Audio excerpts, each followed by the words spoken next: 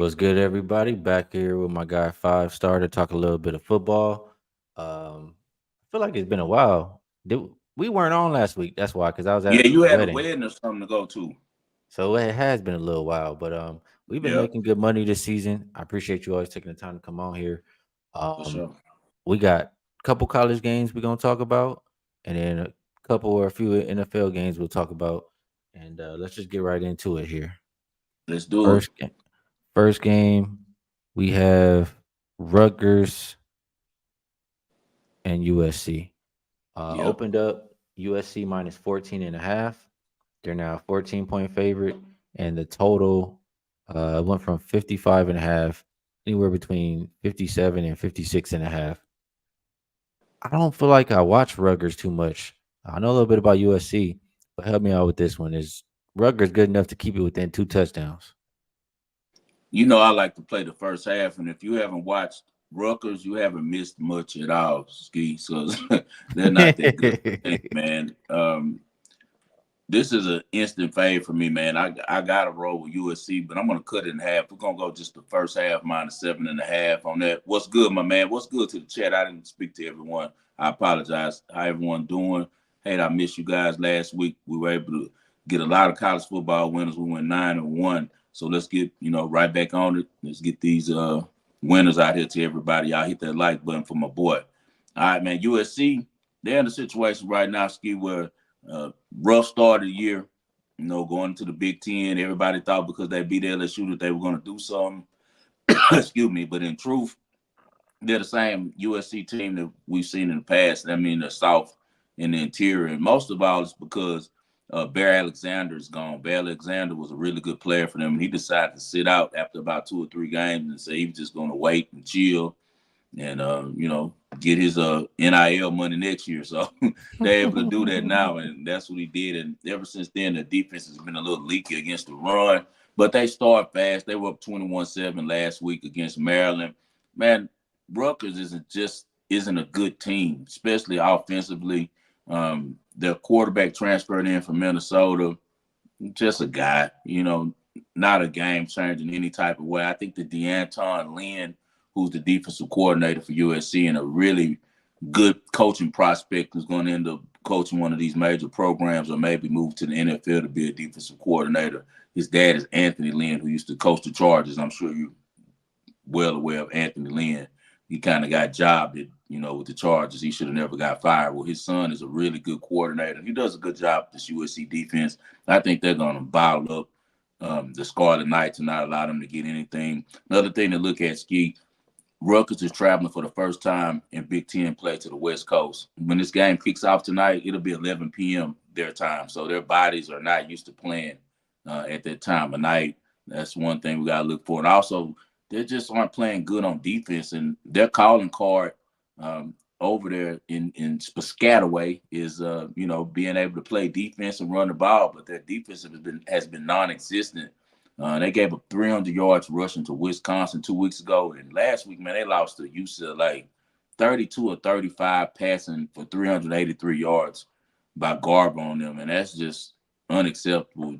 I expect, Lincoln Riley and Mouse to put up way better numbers than UCLA did against that defense. So give me USC first half only minus 7.5. It might get janky at the end of the game because USC has been pretty bad in the second half lately. But first half, I expect a fast start. So we'll take them first half minus 7.5 tonight.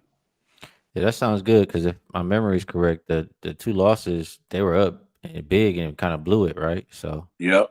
Yep. um, Exactly. get in and get out with USC. I like it. Let's move over to another one. And these teams I know a little bit better. We got Boise State and UNLV opened up Boise State -3, now 3.5 point favorites, and the total has come down from 66.5 as low as 63. Yeah. Um, Boise State, I forget his name, but it's the running back who go crazy over there, right? And Ashton Genty. Genty, and Yeah. then he be rushing for like 200 a game. Yeah.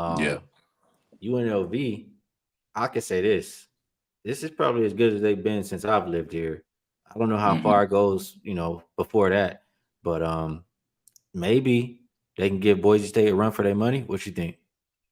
Yeah, I'm on UNLV tonight. This is a major revenge spot for Barry Odom and the Rebels. They've lost 6 straight games to Boise State, and they got blew out by them last year in the Mountain West Championship.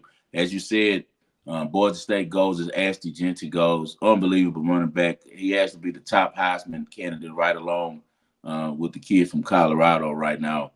As you said, he's top 200 yards rushing 3 times this year, but he's averaging 9.9 yards a carry, 1,248 yards rushing, and he's tied for first in touchdowns rushing, also with 17 rushing touchdowns. The Rebels are ranked 20th against the rush, though. That's a good thing. And they also have a linebacker that I really like in Jackson Woodard. He leads the team in tackles with 63 tackles, a really good lead on that team. I think that he's going to be a really good NFL player. He has 4 interceptions as well at the middle linebacker position. A real playmaker, a really good job at being like the head coach for their defense, like on the field, putting guys in the right position and also making plays himself. I think that they have too much pride and they've been good against the run all year. Like I said, they're top 20 out of 300 teams in college football against the run, and that's pretty good. They only allow 104 yards, that's minuscule in college football. So I think that they're going to slow down Genty, and then now it becomes a game where they have to rely on Maddox Matson, who's the starting quarterback for Boise State. He's undersized. He's 5'10", short guy, might turn over the ball. So I feel like the best player on the field tonight is going to be Ricky White. I love Ricky White the third, 46 passes caught this year, 614 yards, 9 touchdowns. And think about that. He's really done that just in the last 3 games because, as you and I know, living here in Vegas and following UNLV, when Sluka was the quarterback, they were not throwing the ball at all. So he wasn't even getting any opportunities. He also leads the country in blocked punts, man. Just an awesome player. He's blocked 3 punts this year, so watch for that this year. The UNLV team has been really good on special teams, man. Offense has hit a whole nother level since Malik Williams just took over. Just in 3 games, he has 10 touchdown passes. He's rushed for 4 more touchdowns, and he's only been intercepted twice on 88 passes, so he's been protecting the ball. Everything in this spot for me says you take the 3.5 for UNLV. I know that boys just had a lot of success, but they didn't look that good against Hawaii a couple of weeks ago. And I think that Yeah, they UNLV, look terrible in that game. yeah, they look terrible. Yeah, and UNLV looks battle tested, man. UNLV has played some really tough opponents this year and looked really well. I think they're good in the trenches. So we're going to take UNLV plus 3.5 at home. Yeah, that sounds good to me. And when you said that, man, I remember that game because the total was so high, and Mm-hmm. it got nowhere even close. Yeah. I think that's the one game that stayed under so far for Boise State. So good breakdown there, and that's maybe why the total is coming down too, because Boise State not gonna be able to just run all over them if they got a good run defense. Nah, So they're not going to be able to do that. Just hand it to Genty and just get out the way. That's not working against UNLV. Don't be surprised if you break one or so, but they're going to bottle them up. They're not going to let them go crazy how we've seen them running all over other teams. all right, good stuff. I like those breakdowns, and I'll join in on both of those. I'll join in on Okay. both. Let's move it over to NFL, and we want to talk a little bit of Eagles and Bengals. Man, the Bengals. My thought a few weeks ago was, are they going to give up? But they're still a team that seems like they'll be competitive. You like something early in this game, and I have no idea why. Tell me why you like them early. Yeah, I like the Bengals first quarter. This is a jewel right here. The Eagles are the only team in the NFL who haven't scored in the first quarter. They're last in the Oh, league, 0 they're worse than points. the Rams. Worse than the Rams. When we took the Vikings yesterday, I gave Yeah. out on Jay Money Show because of the same situation. The Rams had scored, I think, maybe 1 field goal, no touchdowns, but of course they scored yesterday. But it still didn't matter because Minnesota popped right back on them and scored again. So we were able to cash that one. But they're just slow starters, and it has to do mostly with the fact that Jalen Hurts tends to, you know, he's like a car, like an old car. He got to get warmed up first, and then after he's warmed up and humming, then he's a really good player. But they start really slow. Probably a lot to do with their coach. I'm not a big fan of Sirianni. I feel like he's a frat boy, as you know, and I don't think he has them really prepared early in games, and he doesn't have a lot of discipline on that team that he exemplifies for the players to follow. So They come out just pretty much just playing what they want to do and what they want to do early, So I think that Bengals benefit from that. The Bengals are in a really good spot here. Also, another thing to keep an eye on, man, the Eagles are allowing a 98.2 rating to wide receivers. So they're not covering receivers good, and this is not the receiving core you want to face doing that. I think Joe Burrow comes out slanging it around. He's 14 touchdowns and 2 interceptions this year, quietly having a really good season. I just think that the Bengals can get on them early, and we're going to just ride the fact that the Eagles continue to start slow. So we're going to be on first quarter on the Bengals, but I do like the Bengals for the whole game too as well, money line. All right, and that makes sense to me. I mean, I seen it yesterday, and it all went south after that first quarter. So Yeah, maybe we saw that coming, man. We talked about it. The books already knew what they was doing. Like they not losing that spot. You like they already knew the Rams were going to play everybody. That's why on my show I said I like the Vikings early, but if Cooper Kupp played, the Vikings were going to be in trouble because the Vikings aren't good against the pass, man. They're not good against the pass. The guys that they have on the back end are older guys. They're all guys who are still in the league off of their name. Harrison Smith isn't covering anybody. He's hitting people. Their corners are older guys who were good one time before in the league. Unfortunately, Kyrie Jackson was going to be back there, but he passed in that car accident preseason, so they're pretty old on the backside. And Brian Flores is defense got exposed last night like he got exposed the previous week under Ben Johnson and Jared Goff. If teams can throw it, man, they can have some real success against the Vikings. And we saw that last night with the Rams. And I think that the Eagles are kind of the same type of team where they're going to have trouble covering these receivers for the Bengals. all right, good stuff. I like that one. Get in and get out with Cincinnati. Let's talk about another game here. We'll go Cowboys and 49ers. And this one is interesting because the line open, or I see the opener, at least on this screen, -6.5 for the Niners. And it's down as low as 3.5 currently. Total 50.5 was the opener. Looks like 47. And I do know what Debo went to. I mean, he had pneumonia, right? But he was back in practice and he could still play, depending, I think, on how practice goes today. Mm-hmm. San Fran, I mean, has started to get a little bit healthier over the past couple weeks. I think Dallas, I don't know what it is, but I'm just not a big believer in Dallas. But I have a feeling you might tell me you feel different. Yeah, I think I like the Cowboys in this spot. And I'm not, I don't big Cowboys games, but just on the handicap aspect, I think that they're the side on this one. You're in a situation where the Cowboys are just being bludgeoned by everyone. Like nobody has anything good to say in the press about the Cowboys. Like they're a laughing stock of sports right now, and I think that that's going to motivate their team to play a lot better this week and give some effort. You guys know I'm not a big Brock Purdy fan. I think that he's an overrated quarterback. He's a guy who benefited from having a really good offensive coordinator and some outstanding weapons on the outside that could make his numbers look really good by yards after catch. And that's what we've seen. Now we get a chance to see the truth. And it's really a blessing for Shanahan because now Purdy exposes himself because they were about to have to pay him so much money if they had a successful year again this year. But now, no McCaffrey, no Ayuk. We don't know if Debo's playing. Kittle's banged up. Now we get a chance to see, can you carry a team? Because if you can carry a team, you're worth getting paid. If you can't carry a team, then I don't know. On the other side, we got the highest paid man in the NFL this year. And that's Dak Prescott. He makes a few more dollars than Mahomes does this year. He's dealing with a team that has nothing going right on the defensive side. Mike Zimmer has not done a good job since he's returned to the NFL. They're 31st in points allowed, 31st in red zone defense. So all of those are issues. But the good thing that the Cowboys do have going in their favor that is under this regime, since the beginning of last year, they have been 7-0 against the spread when they're coming off of some rest, man. So that's going to be something to keep an eye on with the Cowboys. That's a really good record under Mike McCarthy coming off an extended rest period, a bye or, coming from off a Thursday night game or whatever. So, and in those games too, they've won 3 or 4 of them by at least 15 points. I just think that Brock Purdy is not that good and not good enough to carry a team.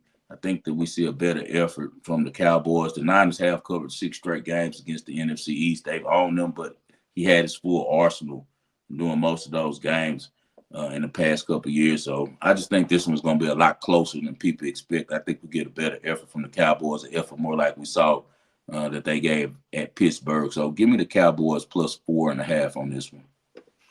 Here we go. Here we go. Yep. We rolling with the Look at that. Cowboys. Plus the 3. I gotta get some Dak pushbacks just to steal my. the money, man. You can't be mad at him. He need to find him a trick and Jerry Jones and hit him a lick. So, hey. Can't be mad at it. I'm not mad at nobody getting no money, man. I know that's But right. Casey, I gotta give her some pushback. She don't like what she's hearing about Purdy because that's her team, and Oh, she he's agrees that the sorry. I'm Cowboys gonna sorry, do what baby they. girl. Baby girl, I Yeah. apologize. Brock Purdy's booty. I apologize. I know he been making you smile these last couple of years because he throwing these horrible passes that's all floating and Kittle jumped on there snatching them and Debo snatching them, taking them from somebody, stiff arm somebody going 50 yards. And you like, get Purdy. He has 300 yards passing. He did nothing, man. Nah, man. Purdy has a bad arm, man. Like that's the problem with him. Is if you really break down and watch film like I do, you will see how many passes that he throws that are really not good throws that the receivers make really good plays on. And a lot of the plays that he also makes are easy throws where the design of the play makes it where the guys are so wide open. He doesn't throw a lot over the middle of the field if you realize that. He throws on the hashes. And the reason why is because he throws a lot of interceptions when he tries to, go over the middle. So I'll be careful with Brock Purdy. All right, I'm gonna stall her out. I ain't gonna keep stomping her out over there. No, we good. Hey, everybody makes mistakes, man. So Let's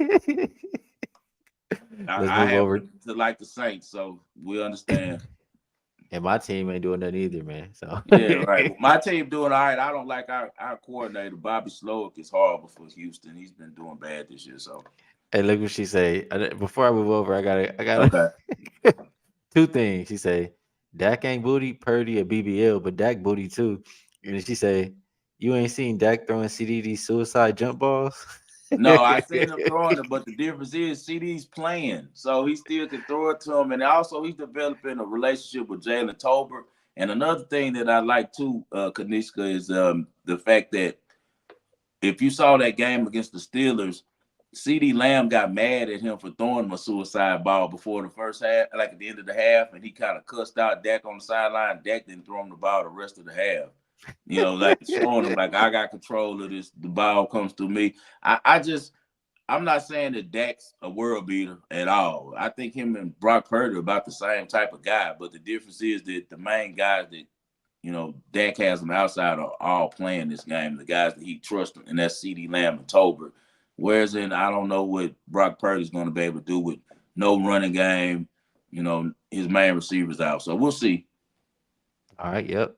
Good stuff. Let's go over to Bears and Commanders.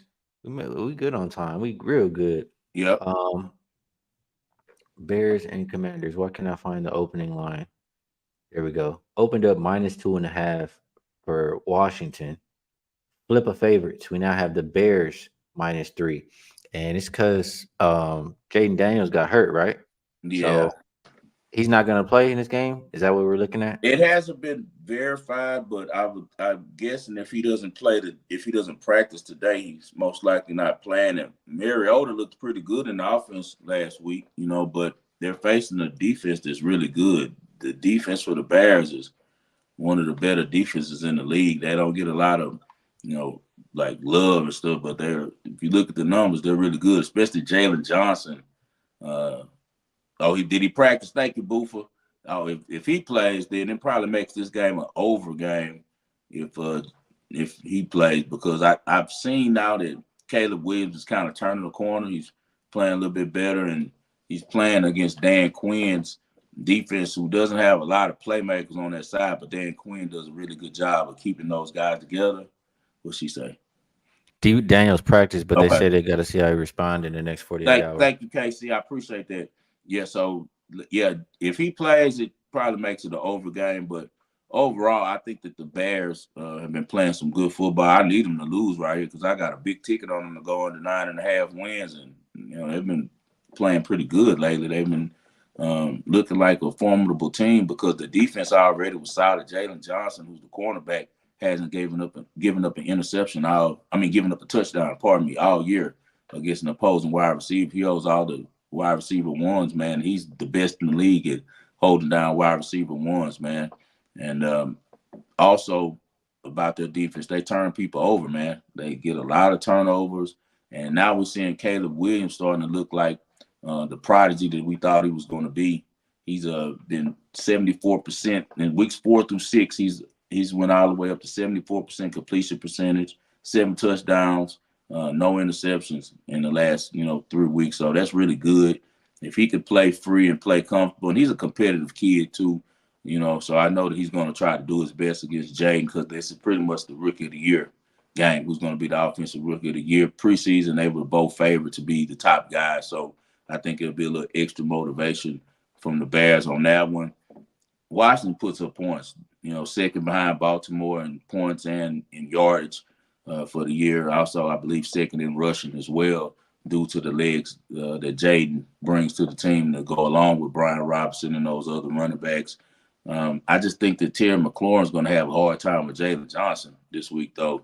And I don't know if the Commanders' defensive backs have such an easy time slowing down the wideouts and the weapons for Chicago. And I also think that Matt Eberflus is a pretty good coach, and they're coming off a bye. I probably lean to the Bears on this one. I think that they probably win this game, but I also lean the over. If Jaden Daniels come back, it changes everything. But if Mariota is the quarterback, I like the Bears. All right, 5 star thinking that Chicago is the right side, and we got a question. I'm not sure what he's saying here. Let's see. UCapper says, "Can we rate the Commanders' wins?" Like, what do you mean? Rate? He says He's rate who saying, they I guess beat. he's saying they haven't played any strong competition. Is that's what he's saying? I Like guess, they've yeah, that makes sense. beat some bad teams. I mean, he was battling with Lamar, right? Um, Yeah, they was right there with Lamar. They're a young team, man. That's the thing. You have to give some grace to the Commanders. You got a first year coach, but he's a coach that's been successful everywhere he's been. Dan Quinn started the Legion of Boom in Seattle. He was the defensive coordinator when they won the championship. From there, he went to Atlanta. It was a couple plays from winning the Super Bowl. He's the first guy to hired Kyle Shanahan. Was smart enough to make him the OC. Before that, Shanahan was like a quarterback coach or something. I want to say in Houston. I don't think he was the OC, but he was the OC for Washington, and that was under Dan Quinn's watch. Gets to the Super Bowl. Really should have won it. And then after that, he goes to Dallas, and you see the Cowboys play the best defense they played since the '70s. So I think Dan Quinn is a really good coach. He just needs some time to get his players in there. The Commanders are really young on defense. They just got a bunch of guys out there. You can't name really anyone on their defense besides the linebacker who came over from Seattle, the veteran. I forgot his name, Bobby Wagner. That's the only person that you can name on their defense. Besides that, it's a really young team. So I think that the Commanders are going to be a really, really good team in the future, bro. They got the right quarterback. They got the right coach. They're just going to put more pieces around them. and we got people agreeing. I would agree too. I like what I've seen from Jaden Daniels. One comment here, I think just giving pushback on a specific game Okay. says, "Can we rate the Bears wins? Titans, Rams, Panthers, Mm. Jags said they ain't been beating nobody Oh, either." I'm not high on the Bears at all because you guys know if you listen to me enough, I'm not a big fan of Caleb Williams. But he's playing football now, and maybe that's Eberflus and coaching the way that I suggested that he could have success in the NFL, and that's being a point guard playing from the pocket, not being a backyard boogie guy that just looks at one read and takes off and gets running because he is, athletic. But none of these guys, when they come from college, are as athletic as they think. The only guys who were ultra athletes like that were Lamar, Kyler Murray, and Jay Daniels. The rest of these guys, they look fast in college, then they get to the pros and they see what speed really looks like. So he'll do better throwing from the pocket because he's an accurate kid. He can really throw some nice balls. Yeah, here we go. We know You in agreement with these three comments right here coming in? Two of Okay. them from ladies, by the way. Okay. Well, shout out all the ladies. You ladies come to the wagering world too, man. We love talking sports with women, man. You ladies are always sounder than me, and you know women are they got more common sense than we got. Casey, she says Daniel's play. I'd back the real man, and then I should say he will worry about his nails. Caleb gonna come out there with a full set on you and go crazy. Oh man. He gonna come out there with a fresh full set and go crazy. You gonna have some little glitter on there or something, some rhinestones. He been out for a Oh, whole if week. you do that, Ski. I'm fading He him, man. Just off. Ski. He been out a whole week. He got a whole week to come up with some designs. Oh Yeah, my it's weird, god. guys. We're in a new world where we got quarterbacks wearing fingernail polish, but it's 2024. Y'all get out there and vote, or we're gonna see some more of this. Oh man. Simple as that. I'm always here for the laughs. I'll say that for sure. Yeah, man. YVK, we met him in Vegas. He says full set is diabolical. What up, bro? What's up? What's up? What's up, dog? All right, let's move over to best bets. And yeah, we talked enough. We did few NFL, couple college, and we a lot of good information shared. So appreciate you for that. Yeah. Want to ask you if there's anything you would like to promote. I know you're on ESPN and you got your wagering world stuff, but if you want to elaborate on that, and if you have maybe a best bet or you just want to recap what you own for the show, either way, just let the people know. Yes, sir. You guys can always catch me on the wageringworld.com. The merch page will be up very soon, so I can get you guys some of this merch. You're gonna always be able to catch me on Thursdays on Jay Money Show, on Fridays right here with my boy Skee, and then I do the Wagering World on Wednesdays and Fridays. Used to do Mondays, Wednesdays, and Fridays, but man, I need these off days. And Skee could tell you, man, we be overloaded with information with what we do, bro. Like we both was texting at 5 in the morning, y'all was asleep. Man, it was texting about games at 5 in the morning and what we're gonna do to try to have a successful day and to make sure that we get some winners to you guys. So you guys only see the results. My boy, what's your favorite song? Yeah, You I'm gonna have bang to it. bump that one, man. Yeah, they I only forget see the how it goes. Yeah. results. They Yeah, don't they see only all of see the the hard work. They results, just see man. the results, something like that. Yeah, you don't see the hard work that goes in behind the scenes with all this, man. We make it look easy, but it's not at all, man. It takes a lot of dedication to do what we do, man. But we appreciate you guys. We appreciate you tuning in. We appreciate you guys riding with us. So best of luck to you all tonight. My best plays are going to be. We're just going to roll up the trifecta. I feel like none is, better than the other one. We're going to ride with our hometown team right now, UNLV, man. Let's go with Vegas plus 3.5. We're going to also roll with tonight, USC minus 7.5 first half. I don't think Rutgers has enough offense. I think Rutgers is just on a down. Uh, they're just going down right now. Arrows are pointing down against them. The perfect time to catch them and for USC to get some get right. I think that they're out there running around looking good in the Coliseum tonight, and they open the doors on the first half for us. And then we're going to go with the Bengals full game, and we're going to take them for the first quarter money line minus 125. You can find that, take that right now at the first quarter money line minus 125. I have a feeling that juice is going to go up soon. Hey guys, let's get it. Y'all tune into the Wager World, and you'll get more of my plays. Shout out to Five Star. Appreciate you. And another guy that we met there, guy Mark. He was there with me the last time when you pulled up. Yep. What up, Mark? What's good, Yeah, brother? good to see you in here, Mark. My best bet for the show, I'm just listening and I'm following, but I'm gonna go with the home team. Like I said earlier, yeah, since I've lived here, they have never been this good. And they're Yeah. not gonna just like his breakdown as far as they good on the run defense and Genty not just gonna run all over them. I'm with that. I think UNLV stands up tonight. I'm with Five Star. Give me the plus 3.5 for my best bet for the show. Like I said, appreciate you, bro, for taking the time to For come sure, always. share the knowledge. And make sure y'all go check him out. Let me just make You sure I through with get the your ad shows up there. today? Now I got two more coming Oh up. man, I was about to tell you, I'm about to pull up, but the kids Ah, out. It's Nevada Day. I don't know. yeah. Bro, in Texas, the kids go to school every day. I don't know why. They got a reason for the kids to be out of school every week. It's crazy to me, bro. They go to school at 9 o'clock. They're out of school like at 2, and then they never have to go. I just like want my kids to go to school so I can do what I want to do, But even the daycare is closed today, bro. So I'm like, what the hell? But anyway, it's Nevada today, bro. So all the kids at home, my wife got them. They're somewhere spending my money somewhere. But I was about to come shoot and holler at you. When you get through, text me, bro. I'm gonna pull up on you. All right, sound good. I'll All definitely right. shoot you the message. We'll get together. Appreciate y'all in the chat. I'm gonna be here right again in 10 minutes with my guys Wham, Dutch, and Babano. We'll talk out that enormous NBA card, and I'll be right back here next week with 5 star again. So we'll catch you guys then.